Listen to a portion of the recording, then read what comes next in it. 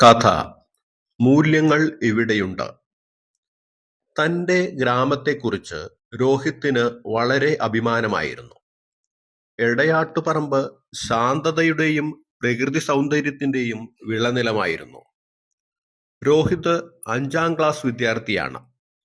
ഗ്രാമസൗന്ദര്യത്തോടൊപ്പം ഗ്രാമീണരിൽ പടർന്നു പിടിച്ച നിസ്സംഗതയും സ്വാർത്ഥതയും അവൻ ശ്രദ്ധിക്കാൻ തുടങ്ങി. മറ്റുള്ളവരുടെ പ്രശ്നത്തിൽ ഇടപെട്ട് കുഴപ്പത്തിൽ ചാടരുത്. പലതും കണ്ടില്ലെന്ന് നടിക്കണം. രാഷ്ട്രീയമാകുമ്പോൾ ഇതൊക്കെ സാധാരണയാണ്. ഇങ്ങനെയുള്ള വാക്കുകൾ അവനെ വല്ലാതെ വേദനിപ്പിച്ചു. മാനുഷിക മൂല്യങ്ങൾക്ക് നാട്ടിൽ വിലയില്ലാതാകുന്ന കാലം അവനെ വല്ലാതെ ദുഃഖത്തിലാക്കി. ഒരു ബാലനായ തനിക്ക് എന്ത് ചെയ്യാൻ കഴിയുമെന്ന് അവൻ ചിന്തിച്ചു. സ്കൂൾ വിട്ട് വന്ന് അവൻ ഒരു കടലാസ് എടുത്ത് അതിൽ സ്നേഹം എന്നെഴുതി. അതിനു താഴെ സ്നേഹത്തിന്റെ 10 സവിശേഷതകൾ എഴുതി ചേർത്തു. അപ്രകാരം 10 കോപ്പികൾ തയ്യാറാക്കി.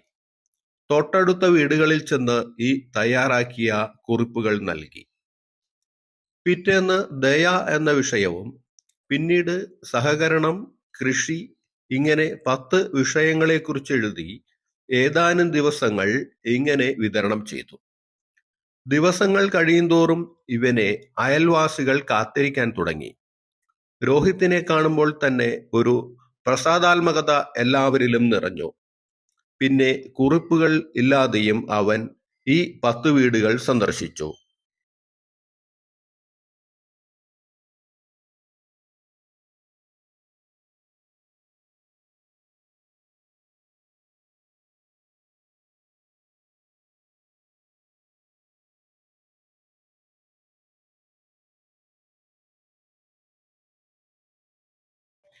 പിന്നീട് അവൻ ഓരോ വീട്ടുകാരോടുമായി ഒരു ആവശ്യം ഉന്നയിച്ചു.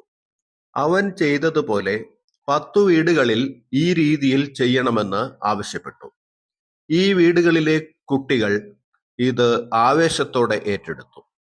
ഏതാനും നാളുകൾ കഴിഞ്ഞപ്പോൾ ഗ്രാമത്തിലെ എല്ലാ വീടുകളിലും ഈ സന്ദേശം എത്തി. കൂടാതെ ഗ്രാമം നിറഞ്ഞ് ഇത് അടുത്ത ഗ്രാമത്തിലേക്കും ഒഴുകാൻ തുടങ്ങി.